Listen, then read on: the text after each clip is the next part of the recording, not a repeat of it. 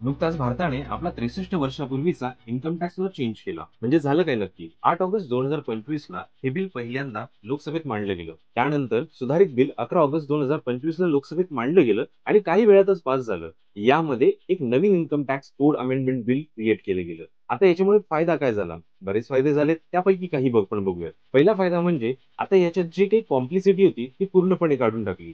जुन्या income tax law मध्ये 800 पेक्षा जास्त सेक्शन्स होते. आता मात्र ते फक्त 663 ठेवण्यात आलेले आहेत. पूर्वी असेसमेंट इयर आणि फायनान्शियल इयर हा खूप गोंधळ करून ठेवलेला होता. आता मात्र फक्त एक असेल, टॅक्स इयर. याचा अर्थ काय होतो? जर 2024-25 मध्ये तुम्ही तुमचं उत्पन्न कमवलं असेल आणि त्याच्यावर तुम्ही इन्कम टॅक्स भरणार असाल, तर आता तुमचं टॅक्स इयर पण बनतं 2024-25. त्याचबरोबर इन्कम टॅक्स भरताना डिले झाला तर त्यामधून मिळणारे बेनिफिट्स किंवा पेआउट्स जे होते ते पूर्वी लॅप्स होत होते. आता मात्र तसं होणार नाही. इन्कम टॅक्स हा दिलेल्या तारखेनंतर जरी भरला तरी तुम्हाला मिळणारे डिलेज किंवा पेआउट्स हे तसेच मिळणार आहेत. त्याचबरोबर यावेळचा किंवा यावेळपासूनचा सर्व इन्कम टॅक्स हा पेपरलेस असेल. त्यामुळे आपण वनांना सुद्धा वाचवू. अशा प्रकारे एक न्यू इन्कम टॅक्स गव्हर्नमेंटने आपल्याला भेटीला दिलेला आहे.